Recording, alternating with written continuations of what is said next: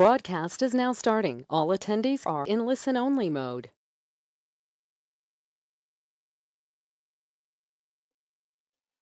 All right, hello and welcome to this special webinar hosted by Traders Accountant and Protrade United, based on the upcoming QBC minimal financial requirements and what you need to do to put and make sure your business is in the right place to take advantage of these new requirements and to continue to trade.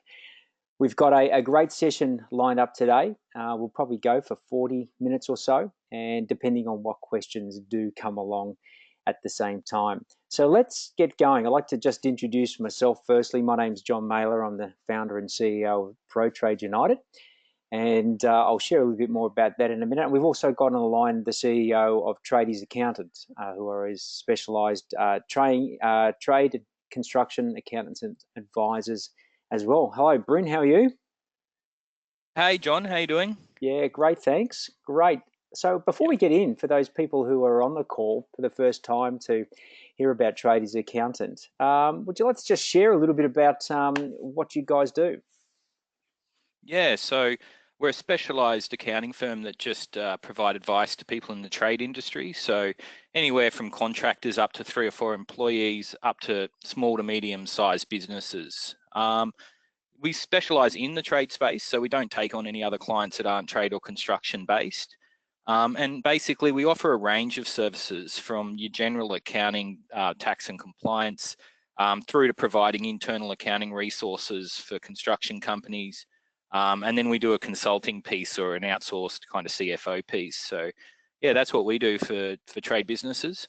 And one of the other things I also have noted that you help businesses structure effectively as well, to make sure they're trading out of the right entity to be, manage risk and minimise tax as well. Yeah, exactly. So that comes in the outsourced CFO kind of consulting piece where we can sit down and look at, builders or shop fitters or any other kind of contractor and work out what the appropriate structure is for them, for their business. And also in this session here, what's crucial about that is, are they structured correctly for their Qbcc licensing as well? So terrific. Well, that's great, and being a specialist in that space ties in beautifully, and this is why we do work together, from a sort of an arm's length partnership. And Protrade United, for those of you who aren't aware, we're a #1 advisory group supporting the trade and construction businesses nationally. We have a head office in Brisbane. We're set up in Melbourne, but we work with clients all over the country, and ideally for one of 3 reasons: to help business owners stabilise and streamline their business, to get them consistent with income, profit and cash, to help them give more choices, to scale and how to scale projects, number of vans, maybe the number of teams, and how to do that profitably. And if you're at that stage where you may want to step off the tools, choose a role, or perhaps sell or manage a buyout within your organisation, we'd like to guide you on the journey as well, and partner with people like Traders Accountant to give the right guidance and advice. And I guess, Bryn, that leads into, oh, by the way, here's just a snapshot of some of our clients, from the smaller contractors right up to the larger construction companies, fit-out companies, and service providers to the industry as well. If you're on the webinar for the very first time, if you haven't been on one before, just to give you a bit of a guidance before we get into it, you'll see a little control panel that usually pops up on the right-hand side of your screen. We'd like to make this a little bit interactive today. So if you can see that and you can see the little hand button there, click the hand button and say good day, and we'll see that you're actually hearing us, making sense of what we've got there. So that's a great way for you to interact. And then you'll see a questions or a comments section down below, and that will give you an opportunity along the way to ask any questions regarding what Bryn's going to be generally talking about with the topic today. If the question we feel is fairly general and we could answer it because it's going to benefit most of the people on the session, we'll do it that way. If it's going to be a bit more specific to your individual situation, we'll make a recommendation, and I'll give you an opportunity at the end of this session to connect with Traders Accountant to get some more specific guidance on that as we go. So I can see the number of people there have saying hello, and hands up as well. Good morning. Fantastic, everybody. So it's a pretty interactive session today, and we'll try to tailor and make as much of the information to you as we possibly can. So, Bryn, we started talking about these changes, early on in 2019, probably may have even been at the end of last year at some stage. And so finally, we've got thought, well, we can't just work on a one-on-one basis. Let's start educating and guiding people on the changes that are coming. So I might handball to you and say, just as what is going on in the QBC space, and why is the QBC, forcing people to lodge these financial reports from now on. So I'll hand that over to you to share a bit more about that. Yeah, well, first of all, the Qbcc is basically the regulator of the construction industry in Queensland.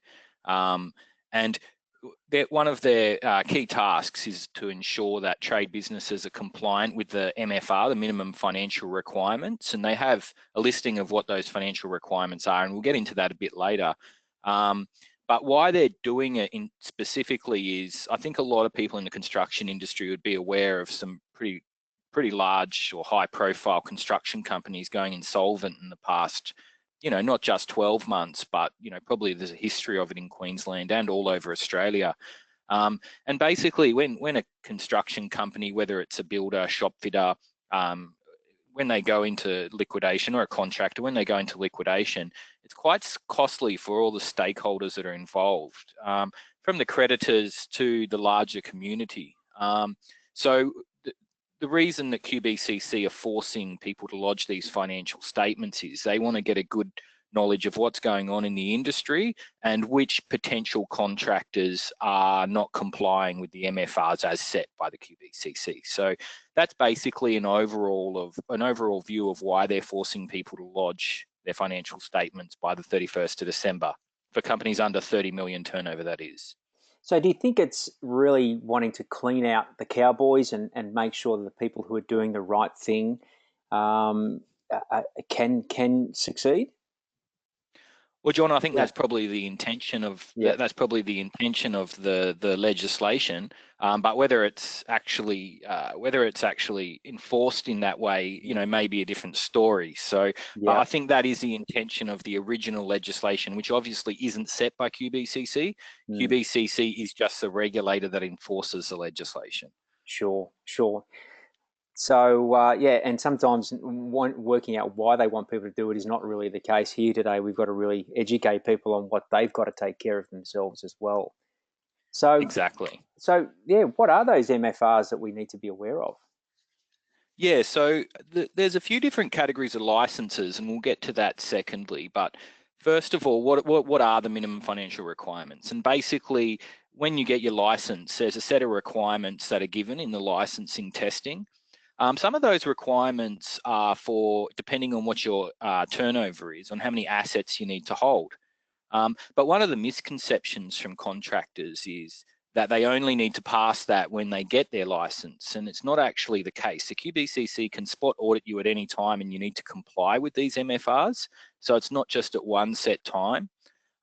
There's also some other ratios in there for determining whether the company's, an accounting term is solvent. So there's a ratio in there that will determine whether you're solvent or insolvent. And basically, if you don't pass any of these requirements, then there could be pecuniary or other penalties that are imposed by Qbcc. Got it. And we'll obviously go through those in more detail as we go. So tell us about what those precedents are set for. Yeah, so anyone that was turning over $30 million needed to lodge the financial statements by March or April from memory. And so anyone under 30 million needs to lodge them by the 31st of December. And just as a precedent, what happened is when everyone over 30 million lodged them, there was 103 license holders who were issued with show cause notices by Qbcc. So essentially there are 103 licenses that either didn't provide their financials or didn't comply. So I think there was a feeling in the industry that, not much might come about from this, but the Qbcc have applied these requirements with a militant style of operation. So basically 103 license holders were issued with show cause notices. and they face either their license being suspended or other pecuniary measures. And there was some, I think the focus from Qbcc side is they want to make sure that the top end of town complies to set an example for any of the contractors under that 30 million turnover. So I think that's a statement that they're kind of making. Got it. And when that term show cause, what does that essentially mean? Yeah, so, you know, potentially you may have not lodged your financials, so they'll issue you with a show cause notice on why you haven't lodged them, and there may be a rectification process in there. Or the show cause may be that you didn't comply with the minimum financial requirements, and you need to show cause on why you haven't complied with them, and how you are going to comply with them. Got it. So generally, from my experience, the Qbcc are quite militant in the way they apply these standards. So there's not much leniency if you don't comply. Got it. Got it. They do come down fairly hard from the experience that I've had with some of our clients, unfortunately. So yeah. Today, you know, what do our clients need to look through here? So basically, John, if your turnover is under $30 million, you need to lodge your profit and loss balance sheet, debtors and creditors report, and statement cash flows to Qbcc by 31st of December. Most people that have a Qbcc license, or everyone that has a Qbcc license, should have been issued with a letter, and the letter would have given them an opportunity to lodge an online portal. And that online portal is where people are going to actually go to lodge these financial statements. But there is a decision in there that you need to make, and that's, do I lodge my 18s or do I lodge my 19s? Now, the thing that's important to note with this is if you want to lodge your 18s, they have to be lodged before June 2019. Seeing it's May right now, you don't have much time to make that decision. Now, in making that decision, my advice would be you really need to get an advisor, an accountant or internal accountant or someone that can review the 18s and review your interims and make a decision on which statements would be the best to lodge with Qbcc. Yeah, that's interesting because let's face it, when most of trading construction business owners are head down running their business, you know, the 2019 financial statements probably wouldn't be anywhere close to being, you know, clean and tidy, and therefore the 2018s are just being wrapped up as well. So there's a big decision that needs to be made there for sure. Yeah, definitely. So what are the main points that the guys have got to consider today? Well, I mean, the main points that I have on here is, do you currently comply with the MFRs as set by Qbcc? So you need to look at the financials. They need to be prepared. Like as John said, a lot of people got messy financials or whatever, or don't have correct internal accounting resources. So you need to be able to look at your financial statements and work out, do we comply? And if the answer to that is no, we don't comply, then what do you need to do to become compliant by 31st of December? And then what happens if you don't comply? And then I guess what are the next steps from here? Now, you've got to remember that in 31st of December, you're lodging your financial statements as at 30th of June 2019. So that means if you don't comply, you may only have the next 8 to 9 weeks to actually do something about it. So there is a matter of urgency with looking at these financials and seeing if you comply, and then looking at your options for how you can comply. Yep. Just out of interest, Brent, you know, how many people would be unaware of these changes and compliance?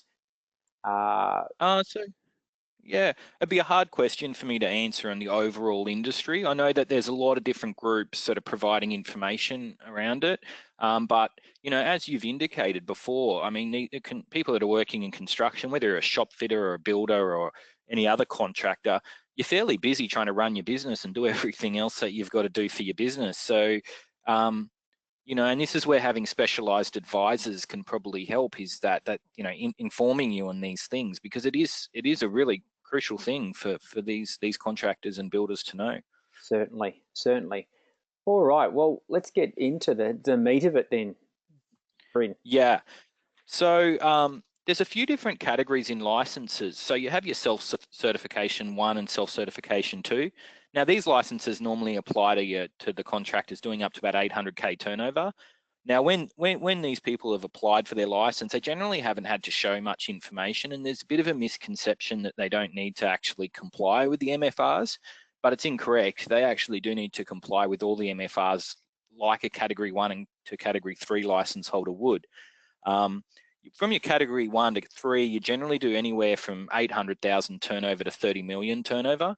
So I have, from my experience, noticed that a lot of people are actually trading on incorrect licenses as is. So a lot of people are doing, 3 million turnover and they still have a self-certification license too. That's come across my desk a fair few times. And if that's the case, you really need to do something about it quite urgently before these financials are even lodged, because you're uncompliant right now. So I guess to work out whether you comply, you've got to look at your license, you've got to look at what your turnover is, and you've got to make sure that your solvency test or this current ratio is above 1 to 1. And then, do you have enough assets to meet your current turnover, or do you need to get a deed of covenant or something similar? And another point you made at the start there, John, around structuring can become quite important here, because if you're trading as a trust, there may be other implications around that which get quite complex, but you really need to get advice around how that looks for you. So yeah, these are the things you need to review to see if you currently comply. Got it. Okay, so there's a good starting point there as well. And then, what changes need to be made to comply?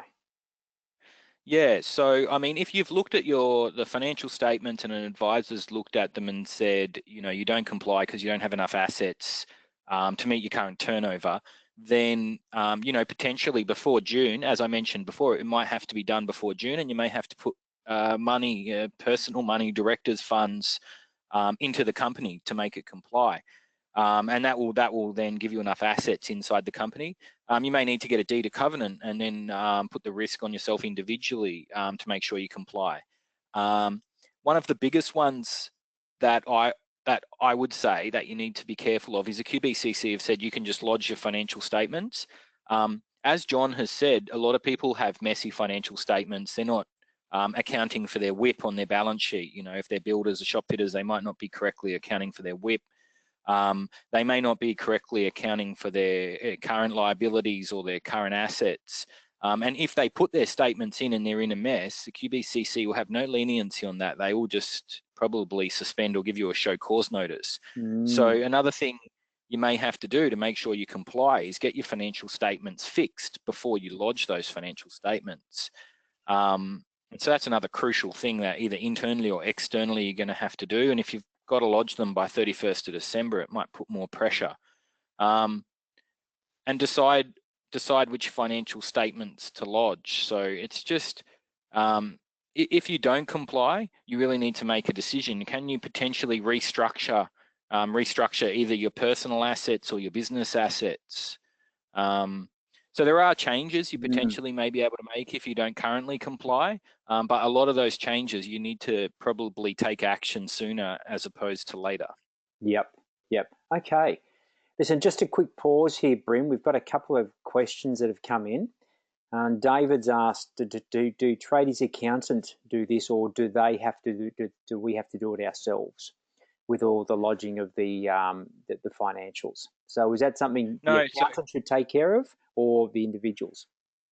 No, Qbcc have said in those letters that the business owners, directors are able to lodge their financial statements straight online in the portal, and they don't need an accountant to review these financial statements.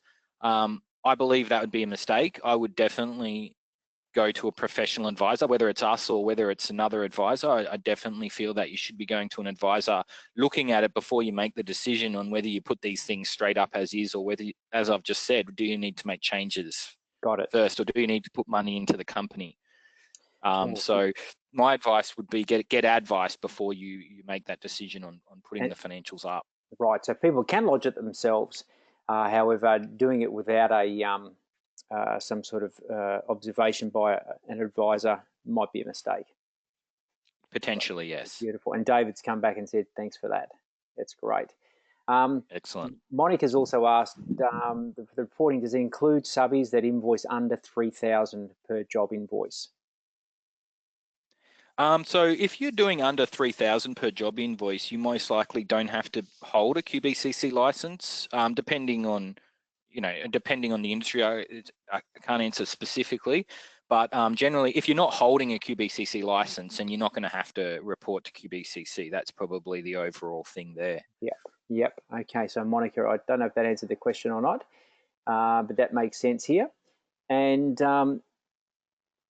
Jack has got a question here. Can I register for online portal and lodge in different entities, or do I need to lodge it under, client's online registration? I think that's a little bit. Can I register for the online portal as an accountant or under a client? Does that make sense, Bryn? I'm not quite sure what he means by that. He can lodge on his portal. Accountants, if you're an accountant, we are generally, with our clients have been instructed to add us as an advisor on the portal. So we're actually on there as an advisor, and then we can go and lodge the financial statements on the client's behalf. I'm not sure if that answers your question. Yeah, it was just a bit ambiguous there. Yes, yep. He's come back and said, okay, understands. Thank you. Yeah, okay, All perfect. Right. So keep those questions coming if you're on the session here, just because if you've got a question, more than likely someone else on the call will have the question as well. So very similar question. So don't be shy, bring it forward. There's no such thing as a silly question in any way, shape or form.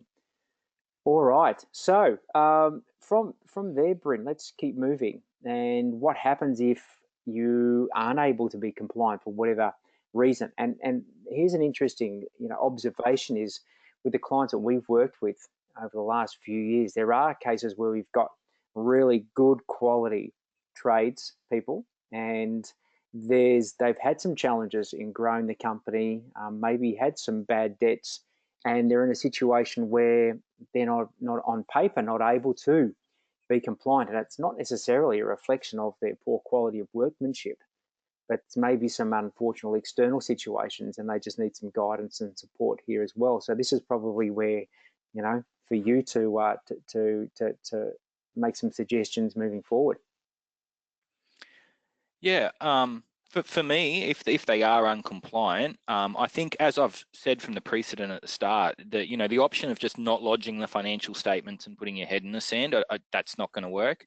So I think the most important thing is to lodge these financial statements. I mean, you've just got to lodge them in by the 31st, because then that's going to avoid getting the show cause notice to begin with, and probably reduce the risk of getting an audit around that. And then, you need to really get advice around it. So most likely, us as accountants, we're going to tell you whether you comply or not and give you some certain advice around that, but you may need to seek legal advice on whether you can potentially go to QCAT. So you can go to QCAT and then fight for your license if Qbcc decide to suspend your license. But just from lodging the financial statements and being uncompliant doesn't necessarily mean that the Qbcc is going to come straight out and suspend your license. So I guess you've got to lodge them, and then you run the risk of getting a spot audit by Qbcc. Or potentially, what are some other options? Can you restructure your business? Do you need to trade with a license? You're going to have to look at those other options on what's available for you to do. Yep. And I guess, Bryn, having worked with hundreds of businesses in this area, you'll be fully versed in all of those options that you could make recommendations on.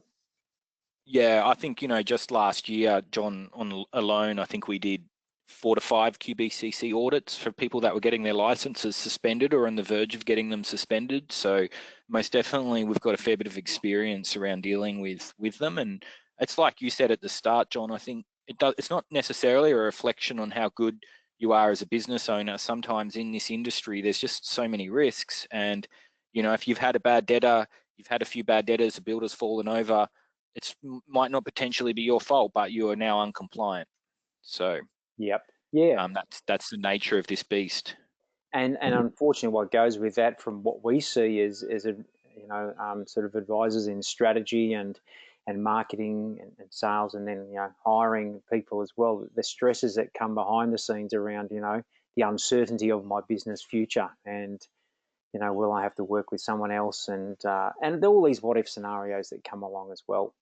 So just on that, we've just had a couple of other questions come in, Bryn. Another Yep. question that says, if we lodge before June 30, can we still do 219s, or should 2018 be better? Yeah, so if you wanted to lodge before June 30, you could lodge the 30 June 18s. So that's where a little bit comes into it on whether you should look at your interims for 19. You might have had a bad year in 19, but 18 was good. And you might decide that it's better to lodge the 18s now, and at least then you can work on what you need to do to get back into compliance. You know, generally as a rule of thumb, if you're not in compliance, you need to show how you're going to get back into compliance and try and get into compliance as soon as possible. Yep, great. And David said thank you there as well. We've got another question here, which may be a bit more specific, Bryn, and needs some individual guidance around that. So you let me know. But we've got a question here. We've got two companies, one that contracts to supply and second that contracts to install. So one would be sort of materials, one would be labour. Can the Qbcc group the turnover if only the labour company holds the licence? So what is... Yeah, there are. Yeah, sorry, go. Yeah, sorry, John. I'm sure that's a shop fitter, but I would need to actually sit down and have a look at that and see how it looks, because there are some specific rules from Qbcc around having a parent company in a consolidated group, and then you know potentially if you're presenting consolidated financial statements and they can all be grouped together. So yeah, that's a pretty specific question, but I can definitely make myself available to try and have a look at that one at a later date. Great. And as I said earlier, we'll give people an opportunity to and the responses come back, thanks on that one there as well. So an opportunity to connect with Bryn and the team at Tradies to get some specific guidance around that. Terrific. So from here, what are the next steps, do you think, Bryn, for people to take? Yeah, like, so, you know, the most important thing from here is I think you should be seeing your accountant or a professional advisor in the trade space before 30 June 2019. You know, make any changes that you can to obviously keep your license. I mean, you know, that's a given. And moving forward, we've got to say, you know, if you have been uncompliant, but you found a way to get back into compliance, you really need to start being serious about looking at these things every quarter. So, you know, it's something that I talk about a lot with my clients is that it's not just about being compliant at one snapshot in time. You need to be compliant all the time.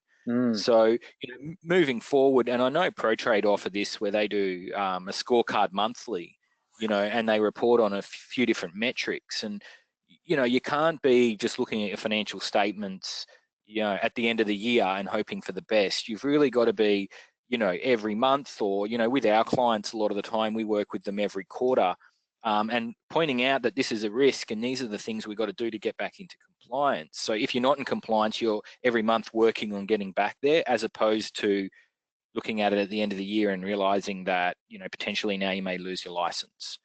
Yeah. So, but John, you might be able to talk about those scorecards you do. Yeah, well, I think it's really the traditional approach is, okay, well, I'll meet with my accountant once a year, and we either had a good year or we didn't have a good year. And if we had a good year, it's probably too late to actually work out how to minimize the tax that I have to pay on my profits. And if I had a bad year, everyone goes, geez, it would have been good to know that 6 or 9 months ago that we were off track early on. And I guess that's what you're talking about, is the more often that you sit down and review your numbers early in the financial year, you can, you know, either keep doing what you're doing because you're producing a great result, or if things are off track, you can get things back on track a lot quicker as well. And that's whether you're doing it with, you know, a quarterly review with your accountant, or what we do is work with our clients and have a look at their, you know, non-financial KPIs as well as their financials as well. So yes, it's monitoring things as they're bleeding rather than hemorrhaging would be the case. Listen, Bryn, we've got some questions come flying in now. I think people are just getting warmed up and got the cogs turning. So let's see if we could answer a few of these. So one question: if you hold a Qbcc license as both an individual and a company, do both financials need to be lodged, or can these be done as one? Yeah, so I mean, generally with our clients, so if you've got a contractor's license and then you're using also the company license, generally we change the contractor's license to a nominee license and we do everything through the company. because that saves you money. Like you're paying for 2 licenses. You may actually need both licenses. I'm not sure about the specific situation there, but generally you've got a nominee license and a company license. If you have 2 contractors' licenses, then they need to comply, as would any other contract license. So you've got to look at what your category of license is and do you comply under that situation. So I hope that kind of answers the question, but I'd have to look at it specifically just to get some clarity around some of the points there. Sure, sure. Okay then. Again, because how many people do you think would have an individual license as well as a company license? Is there many in Oh, your experience? from my experience, a lot of people actually get their company license and they keep their contractor license individually, and Yes. it actually costs them more money to do that. So they can save about $700 a year from changing that to a nominee license. So with our clients, we normally change it to a nominee and just have the contractor's license in the company. Got it. Got it. Okay. Thanks for that. We've got another one here. It said if you have just submitted your MFR reporting for increase in revenue for the end of December, will you have to submit another one by June? Yeah, so you've just submitted to uplift the revenue turnover for your license, but you'll still be required to lodge these financial statements with Qbcc on that portal. So you'll still have to lodge your 30 June 19 statements. Although if you've just recently submitted an application for your license, then you should really be in compliance. So you probably don't have too much to worry about in that situation, hopefully. Yep. But I would still seek advice to make sure. Yep. Okay.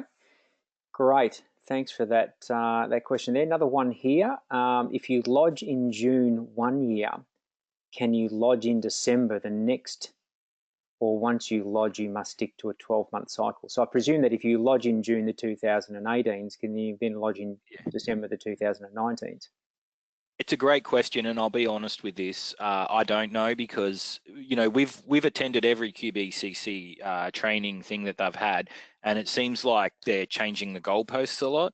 So I'm not exactly sure. From what I can tell at the moment, this will be a yearly thing, and you'd have to lodge as at 30 June. That's only from what we can tell at the moment, because we've had conflicting things over the last 2 to 3 months. And from my opinion, and this is just my opinion, I don't think the Qbcc is actually prepared for what's going to come down. I think they're going to be under-resourced with all these financial statements coming in anyway. So it's going to be interesting to see how they deal with it. But there is still a fair bit of ambiguity from specific questions like that, and I can't totally answer you at this point. Yeah, sure.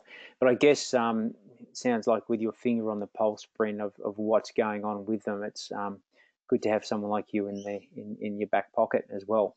So Yeah. thanks have come through for answers to both of those questions too, Bryn. So nice one. Well, from here, I think the next steps. What are we talking about? If you're thinking that you need some guidance or support around this, because let's face it, if you did lose your license, what would be the impact in your business? What can people who are on the call take advantage of with you, Bryn? Yeah, so I mean, if people want to look at our service, we'll offer an hour with one of our chartered accountants. And so the accountants we have only work with trade businesses, so they'll be quite well versed with this. And what we would do is get a copy of your financials pre-meeting, have a look at it, then sit down with you for an hour session to go through some of maybe the risks or some of the things that need to be fixed. And then we could give a statement of advice around that, like if you don't comply, these are some of the things you might be able to do, or maybe you need to get these things fixed in your financial statements first, or whatever the case may be. And that session would be an investment of $750. So I would advise every person that has a Qbcc license to get advice of some sort before lodging statements, but that's just what we're going to offer as a firm. Great, great. So whether it's with you or it's with their existing firm, as long as they're confident that they can understand the legislation and the MFR for the reporting, that would be the overall general advice. And then for those of you who'd like some opportunity to meet with tradies accountant, that's what Bryn's put out there. And I guess for just $750, it's a great little investment just to have peace of mind too. So terrific. Anything else, Bryn, before we just sort of Yeah, probably my main point on that is wherever you get your advice, you know, one of the things that I've always been indoctrinated is just ask the person that's advising you on how many of these they're doing and how many they've done in the past. I think that's a crucial thing. From my experience, you know, I've been looking at different financial statements where, you know, builders and shop fitters aren't accounting for WIP, or you know, there's a lot of different areas here, and if it's being done incorrectly and it could cost you your license, I think it's important to ask the people that are doing it how many of these doing, and maybe even get some referrals, or get some you know, ring one of the people that they're doing it for, just to check on their quality of service, I guess. Would that be a best way of saying it, John, do you think? Yeah, definitely. I mean, I think regardless of whatever professional you're going to use, whether it's legal, it's accounting, it's even, you know, advisory like what we offer. Yeah, it's asked to speak to some of the clients to get a good feel about it. Is most definitely good guidance there. So what we're going to do now is give those of you on the session, if you would like an opportunity to, we're going to do a little quick questionnaire in the moment. If you'd like some more information or a follow-up from either Tradies Accountant on what they are offering, or you'd like to book in for one of those sessions that we've just decided, just discussed, or you'd like to find a little bit more information about Protrade United and how we work with clients to help them either that's scale and stabilise or step out of the business, or you'd like a bit of information on both, or you're unsure, or no thanks, I'm all good, which is perfectly okay. What we're going to do now is just launch a little poll. And when I launch this, I'm going to hold it up here for about 60 seconds, and you can tick Tradies Accountant, Protrade United, both, unsure, or no thanks, I'm good. So I'm just going to pop that up there now, and just give those of you an opportunity to move forward. And one of the things that Britt and I were talking about in preparation for this session is obviously the quicker the action taken after a decision's been made, the more likely you'll get a great outcome or a result. And even if it's just a phone call to see whether it is worthwhile catching up with the team at Tradies Accountant, there's no harm in doing that as well.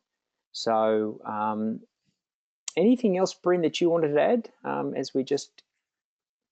No, I think that, you know, we pretty much covered it all. I mean, I know that there's probably a lot more involved with this than what we've covered, but it's good to get a general understanding of what's going on out there and what it's going to look like for your business. And then, like John said, if you need to get more advice around that, then, you know, tick on here. But yeah, it's such a big change, and yeah, it's just such an important thing that's happening in the construction industry at the moment. Beautiful. All right, I'm just about to close the poll. Another 5 seconds to go.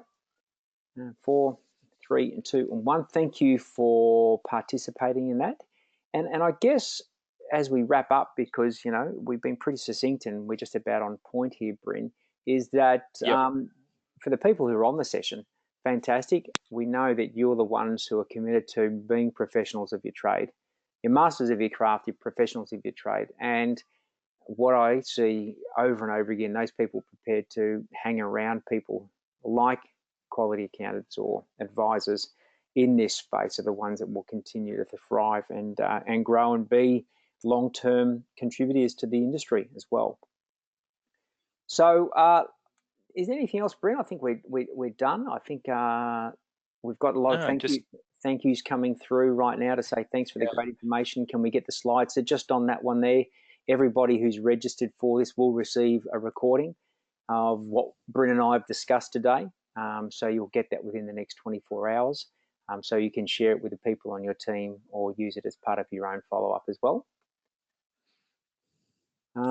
Yeah, I'd just like to thank everyone for coming on board as well. Like, it was great to see such a good turnout today, and yeah, thank you everyone for attending. I know everyone in the construction industry is pretty busy at the moment, so taking this time out of your day to work on your business, it's just super important that you allocate that time.